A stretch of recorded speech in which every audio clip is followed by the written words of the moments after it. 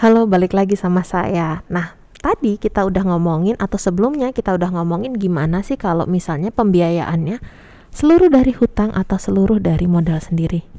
Nah, kali ini kita akan membahas mengenai gimana kalau kita menggunakan pembiayaan yang gabungan, yang artinya sebagian dari hutang, sebagian dari biaya sendiri. Nah, kenapa kalau misalnya harus penting membahas tentang ini? Karena kita akan melihat kira-kira proporsi yang cocok itu seperti apa. Komposisi yang paling pas itu seperti apa? Apakah 50% 50% ataukah nanti hutangnya lebih banyak atau ekuitasnya lebih banyak? Balik lagi, itu tergantung dari kondisi perusahaan. Makanya kita akan bahas nih di subbab kali ini. Kita langsung ke case aja deh biar gampang membahasnya mengenai apa sih bedanya.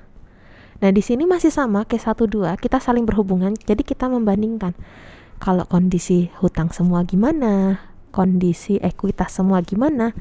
Nah, kali ini case ketiga ini kondisi kalau ternyata 50% berasal dari hutang dan 50% berasal dari modal sendiri.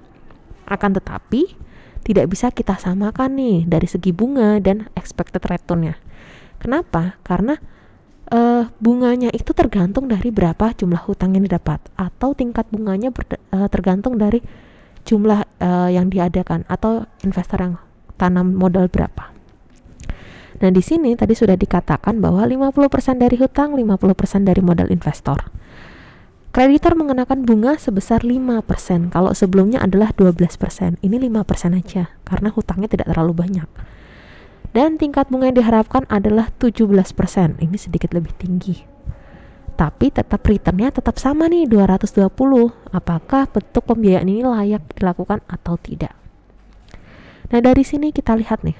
Kita masukin hampir sama cara mencarinya kayak yang sebelumnya, cuman kita gabungkan antara cost of borrowing sama cost of equity. Seperti yang kita tahu, returnnya adalah 220 juta, berarti total cost of capitalnya adalah total pinjaman ditambah bunga ditambahkan yang di sini adalah ditutup ini adalah cost of borrowing atau cost of debt, yang di sini adalah cost of equity. Tinggal kita gabungkan. Nah, di sini karena posisinya adalah 50% 50%, artinya kan pinjamnya 200 nih, berarti 100 juta dari hutang, 100 juta dari modal sendiri. Jadi total pinjamannya adalah 100 juta. Tinggal kita masukkan angkanya, berarti total pinjamannya 100 juta dengan bunga 5% dari 100 juta. Sedangkan kalau kita ngomongin dari sisi modal sendiri, itu ada 100 juta, expected return-nya 17% dari 100 juta. Yang hasilnya adalah 222 juta. Masih sama kayak case 1 sama case 2 nih. Cost of capital-nya justru lebih besar daripada return. Dikatakan layak atau tidak? Enggak. Karena ini justru biayanya lebih banyak daripada return yang didapatkan. Di sini kita bisa lihat nih. Tetapi kalau kita bandingkan dengan sebelum-sebelumnya, pembiayaan ini adalah pembiayaan yang paling murah. Kenapa? Karena ketika kita 100% dari hutang, ternyata cost-nya adalah 224 juta. 100% dari ekuitas, cost-nya adalah 230 juta. Tapi kalau 50-50 atau 50% masing-masing, cost-nya adalah 222 juta. Kalau dibandingkan dari 3 jenis capital structure ini, yang 50% ini yang paling masuk akal karena yang tidak terlalu jauh dari bandingkan dengan return yang didapatkan oleh perusahaan. Akan tetapi di sini nih yang akan jadi kendala. Loh, kenapa ekuitas lebih besar nih, lebih mahal? Padahal kan pakai modal sendiri. Tapi kenapa biayanya lebih besar? Kenapa semua ekuitas, dana berasal dari semua modal sendiri itu lebih besar dibandingkan ketika kita pinjam separuh-separuh? Jawabannya sangat simpel. Karena kalau teman-teman memilih untuk membiayai dengan semua modal sendiri, ketika perusahaan mengalami kerugian, mengalami kebangkrutan atau jatuh, kalian tidak punya dana cadangan. Investor tidak bisa mendapatkan apa-apa.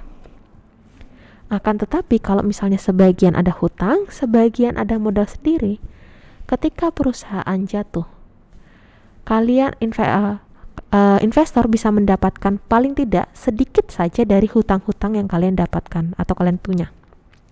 Mengambil sedikit bagiannya, walaupun tidak full. Yang artinya, investor ini resikonya lebih gede nih kalau misalnya pembiayaan dari semua hutang. Maaf, dari semua modal sendiri. Kalau misalnya ada hutang, mereka masih ada kayak pegangan. Kalau misalnya nanti anjlok, saya masih bisa ngambil dana saya dari hutangnya perusahaan, walaupun tidak seluruhnya bisa diambil gitu. Nah, kita masuk ke case 4 nih.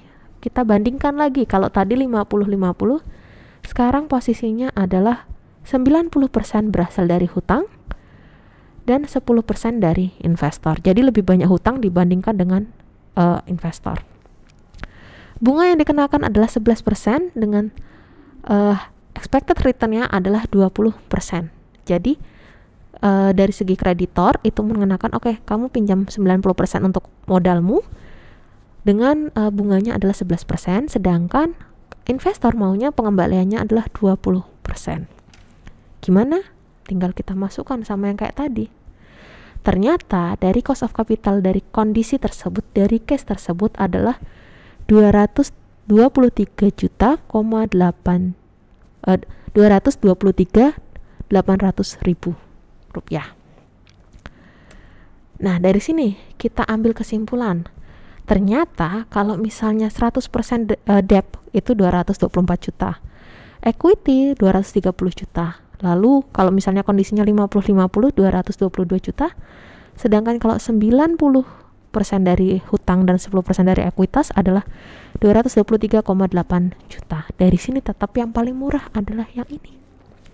Yang kondisi di mana 50%.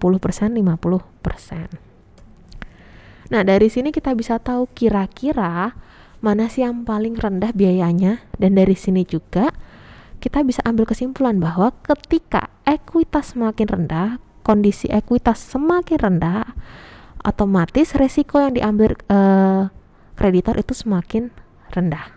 Tapi kalau semakin rendah, ketika resiko ekuitas rendah, maka semakin tinggi pula resiko yang diterima kreditor. Tapi kalau ekuitasnya tinggi, otomatis kreditor itu akan lebih aman. Tetapi dari segi pemilik modal atau investor, mereka memiliki resiko yang lebih tinggi. Oke, habis ini nanti kita akan ngomongin tentang WACC. Jadi teman-teman, apa itu WACC? Yang itu nanti akan berkaitan dengan cost of capital. Oke, kalau itu sampai di sini. Terima kasih.